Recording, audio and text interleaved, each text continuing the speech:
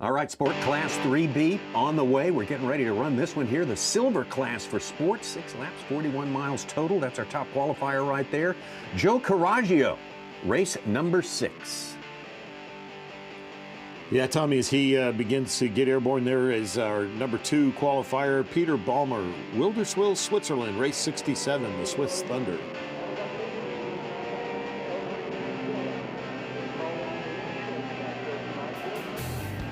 Qualifier, there he is right there. George Catalano, Scottsdale, Arizona. Bad Dingo. With the dark red below. And right behind him, we've got to race 7, Kevin Eldridge out of Spokane, Washington, and Griffin. John Flanagan, Screaming Mimi, that is race, no. That's race number 2, so we've got a change there. That's Vince Walker right from Vulcan, Missouri, so we've got an order change there. And then departing in behind them, we'll expect to see here in just a second. We've got Doug Glover, I think, possibly just going by there. And some real quick adjustments there, Tommy, is they're adapting to that F-18 demo, just finishing. They're getting the sport class up and airborne. And we'll be ready to race here in a minute. We're scheduled to have 8 in the field here. Sometimes we have some last-minute changes. We'll try to stay on top of that for you, but we do know that our number 1 qualifier is in the field and is in the air. Joe Coraggio from Brookfield, Wisconsin. Well, so far it's been a great Saturday. Saturday of race week, beautiful weather, good day for racing, and we're really excited for the Heat 3B. How are you starting today? We're starting in the pole position today in Heat 3B. Yesterday there was a little shuffle between the different races. Peter Balmer bumped down, that bumped Breathless up, and we're now in the pole position. So by happenstance, we have a great starting position this year. What kind of advantage or what kind of pressure does that raise? You know, it's a huge advantage to be in the pole position. You have the inside line. You get to fly whatever line you want. You have clean air. You're not worried about flying off of other people. So huge advantage to be in the pole position. It takes probably 4 or 5, maybe even 6 miles an hour for somebody to get around you. So I'll be flying defense today. Peter Balmer's airplane should be about 10 or so miles an hour faster than mine. So it'll be really interesting to see if he can get around me today or not. Let's take a look at race 2B, the silver second race of this meet here. That was yesterday. Started out with Conrad Huffstutler in the lead there. That was, look at Kevin Eldridge's plane right there. There's Huffstutler.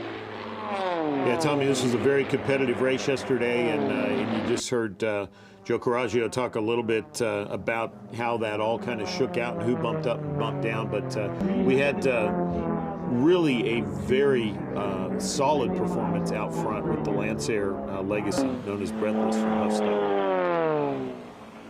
Yeah, he got that good pole position that Joe was talking about right there, and took full advantage of it right there. And that great race he had yesterday that you're seeing parts of here actually bumped him up, as we heard, into the gold, which sets up our silver pairing that you see our competitors here gathering up airborne. You can see the pace plane is Jerry Jive Kirby and race team 11. The L39 is going to serve as the pace plane for us here as we get ready to go.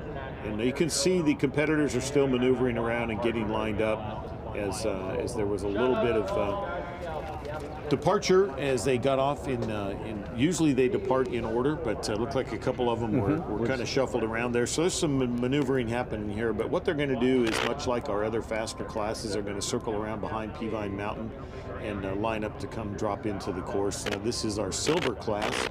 They will drop into the very first lap, Tommy. They will be on our larger 8-mile course.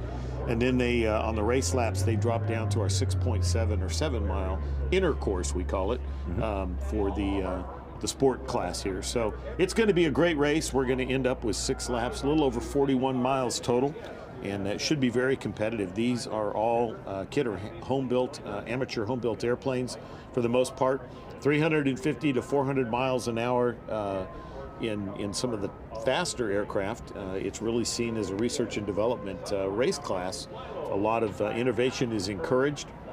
You see different competitors applying different types of turbocharging or supercharging, even nitrous injection, all kinds of innovation. I know that some of them have gone out and 3D printed the air intakes that come into their engines, just trying to maximize the aerodynamics, squeeze every drop of efficiency and reduce drag and try to get that extra little miles per hour they can. So you see a great job here of the field beginning to line up and get set here as they work their way around behind the crowd and behind to line up. We have 6 competitors there in the field, in the shot there, Tommy. And there's the 7th. They're catching up. So we're still trying to catch them up from that original departure. Takes them a little bit to circle around, and they will be efficiently managed. And we will have a great shot of them dropping back into our race course here momentarily.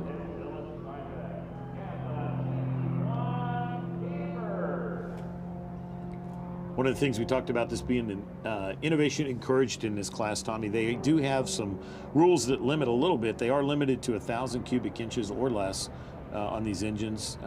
But like I said, they can fuel inject them, supercharge them, turbocharge them.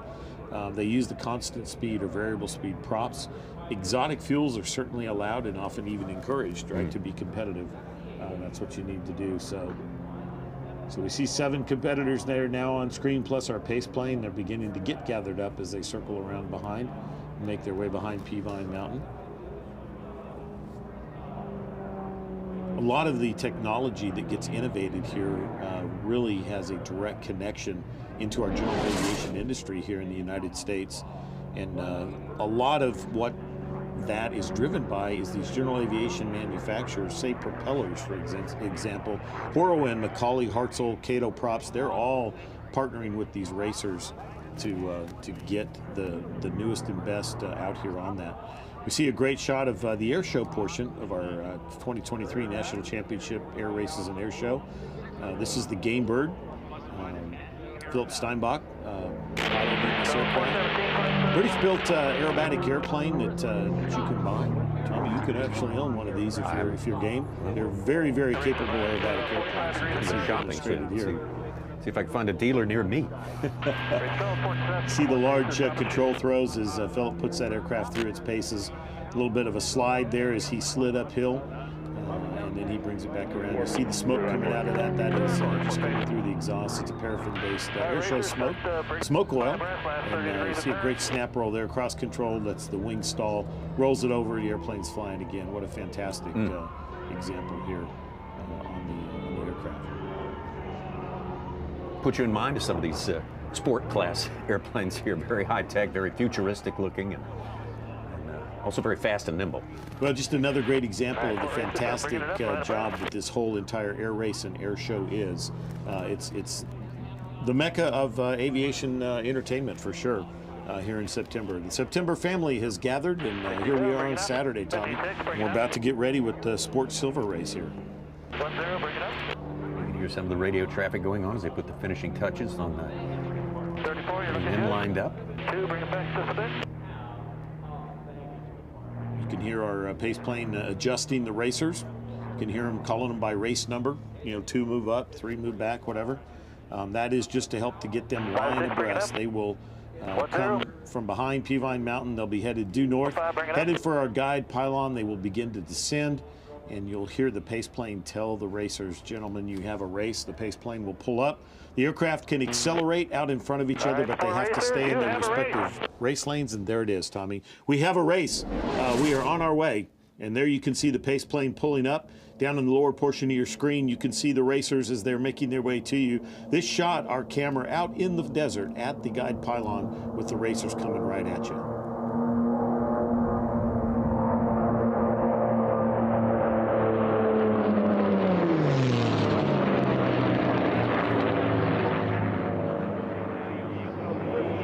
Looks like Joe Coraggio in the pole position with Peter Ballmer next to him. And now in second as they make their way around. Remember, this first lap is on the larger 8-mile course. There you see our first 2 aircraft, leader in first and second place. They'll make their way back through the Valley of Speed, accelerating to well over 300 miles an hour in this class. You heard that from our interview before we started, Tom.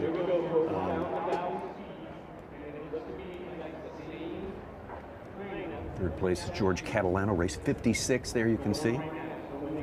We heard from Joe Coraggio talking about Balmer. He anticipated Balmer to be faster than he is, but like all closed course racing, Coraggio had the pole position, so he's got the inside track, and Balmer would have to take the longer way around to pass on the outside. So we'll see how that develops if it plays out the way that Joe anticipated, but we'll see where it is. But at least on the first lap, he has held position, and they are coming to the home pylon to complete our initial first of 6 laps here in this silver pairing, Tommy.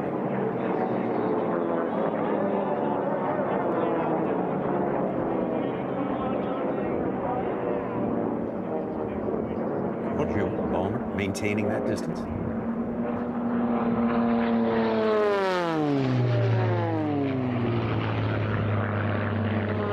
What a great look as our racers come over our pylon cam out in near the guide pylon in the foothills.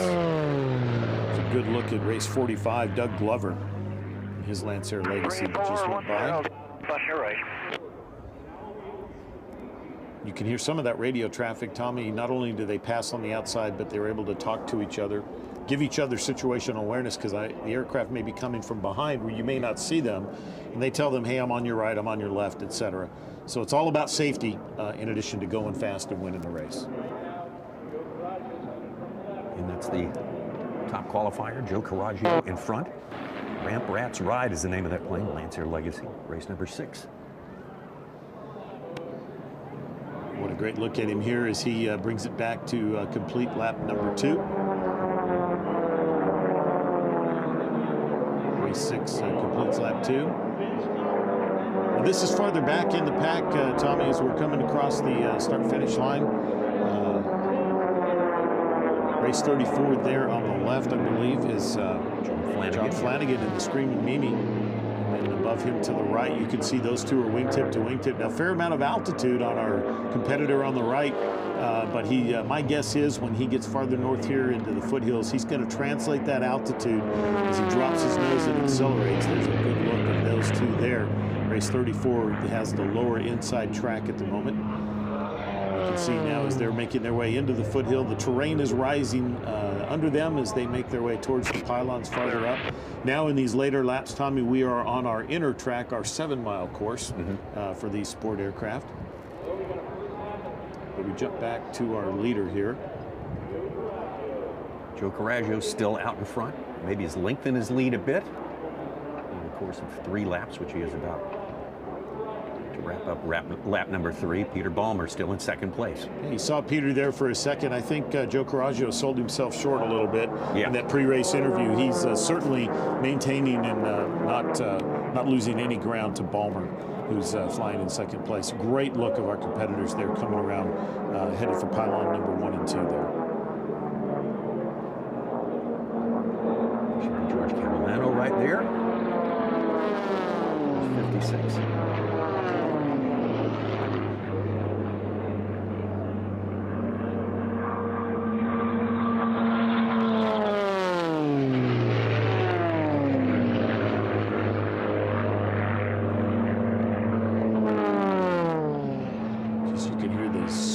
Turbocharged engines coming by. Man, this is some kind of excitement. 300 plus miles an hour here in this silver pairing.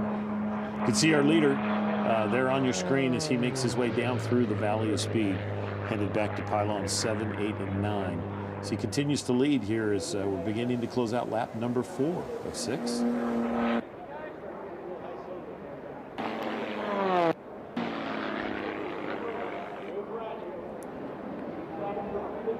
Another good look at our first 2 competitors. You see our leader here, and in that shot around that last pylon, you can see Peter Balmer, race 67, right behind him. But again, Coraggio in race number 6 seems to be holding his lead, Tommy, out front. I think that pole position was the equalizer between him and Balmer as far as the speed differential he talked about. Good racing all across the course as the aircraft have spread out a little bit. Continuing to try to run down Coraggio, but Coraggio doing a great job here on the far north end of our course as he makes his way around.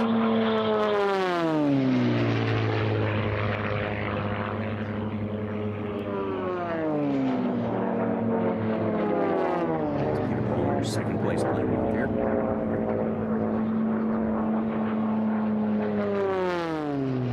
That is Ballmer's race 67 of Switzerland.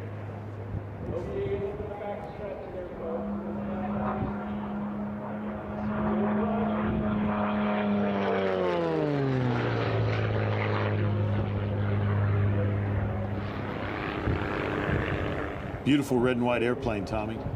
You can see him right behind our leader. Birds by 9. White flag, white flag. You heard that on the radio. Coming across the home pylon right here, Coraggio. And Ramp Rat's Ride continues to lead. He's on the left side of your screen. Second place on the right, Peter Ballmer. And we are in our final trip around the course here, Tommy.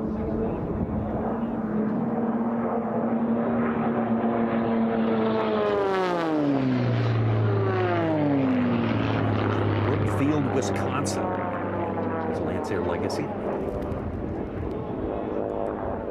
Here you see our two competitors on both sides of your screen. Our leader on the left completing pylon number 6.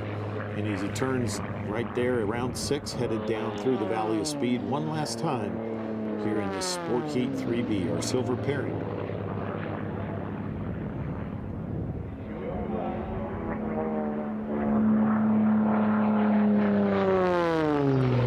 Race 34, that's John Flanagan in the Screaming Mimi. There, the all-wide aircraft, making his way back up to the foothills. But as we jump back, now on the split screen, you got your leader on the right. Second place on the left is Peter Ballmer in the red and white aircraft. You can see him slide through the back of his shot on the right. Checkered flag, runway 8, 1907, gust 16. Taking the checkered flag there. Unofficially your winner here at Sport Heat 3B. Ballmer crossed right behind him there, Tommy, unofficially in second. Should have George Catalano. There he is. Coming across right there, the darker red on the bottom. Here's Mark. Third place, unofficially for Catalano. And this is race 34 in fourth place.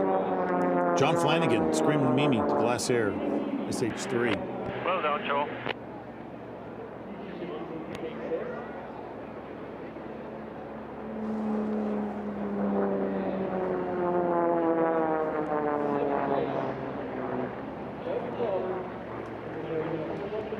Continuing to come around the final pylons here, making his way back towards the start-finish line.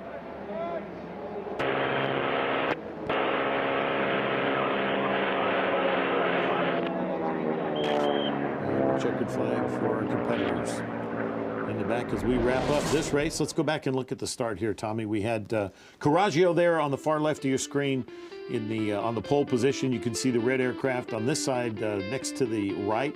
That is Ballmer in second. They are side by side somewhat as they get to the guide pylon, and then they make that first turn, and Coraggio was able to hold it off. Back in the pack with John Flanagan.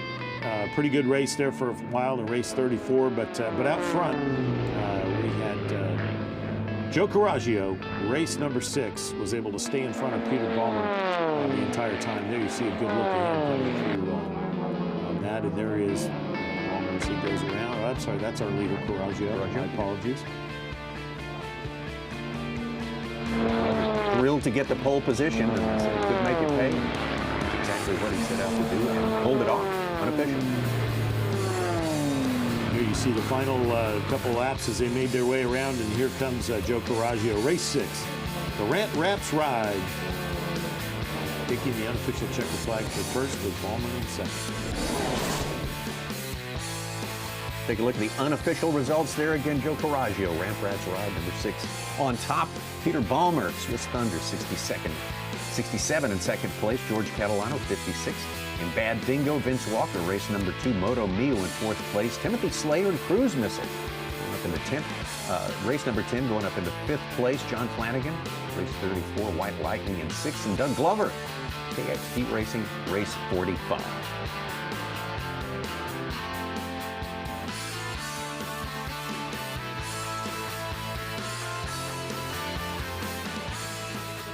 Plenty more racing on the way, getting into the